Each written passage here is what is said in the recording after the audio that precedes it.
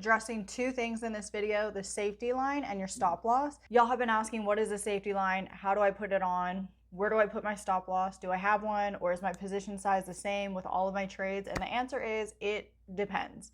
So I don't go in the same position size on every trade. It just wouldn't make sense to do that because not every setup is alike.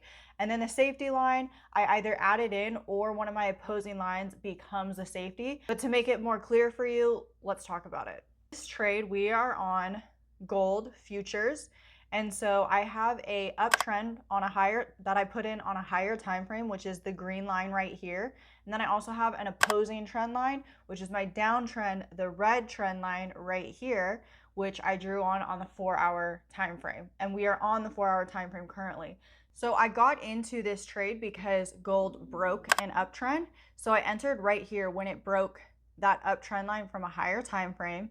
I had a downtrend line drawn on already, and because my risk, I'm a little bit flexible with it on this trade, because it did cross my safety, which usually you would be out if it crossed your safety, but I wanted to give this trade a little bit more breathing room, so I'm just adjusting it because my hope is that it comes back to retest this uptrend and bounces off of that and continues trending down, which is why I adjusted this safety line. And so that's what I want to kind of convey to y'all, that trading is how you manage the trade. Just because you have one line in place at that exact position doesn't mean that you can't adjust things as you go, but never hold in hope. Like, always have an exit plan and always know why you're adjusting the safety. To implement a safety line or the downtrend, you find the highest point on the stock that it's ever been, and then you find a point B to have another touch point to that trend line. So I have a point A up here, point B being here,